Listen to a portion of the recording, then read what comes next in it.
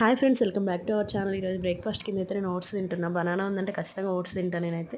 ఒక పక్క వంట చేస్తూ ఓట్స్ అయితే నానబెట్టుకుంటున్నా. ఫ్రెష్ అయిపోయి పూజ అయిపోయిన తర్వాత ఇంకా ఓట్స్ నానబెట్టుకొని వంట చేస్తున్నా. ఓట్స్ ఇంకా బనానా, డ్రై ఫ్రూట్స్ పాలు వేసి పక్కకు పెట్టా. ఒక పక్క రసం అయితే కాగుతుంది. చూడండి, ఈరోజు వంట అయితే టమాటో రసం ఇంకా గోకరకాయ పాలు పోసి వండుతున్నా. చాలా టేస్టీగా ఉంటుంది ఇది మొత్తం కొంచెం కారం, ఉప్పు కారం వేసాక గోకరకాయలు మగ్గిన తర్వాత ఉప్పు కారం వేసి పాలు పోయాలి. ఇంకా పాలతో ఉడికి అది మొత్తం ఫ్రై అయ్యే వరకు ఉంచాలి. చూడండి, రైస్ కూడా అయిపోయింది.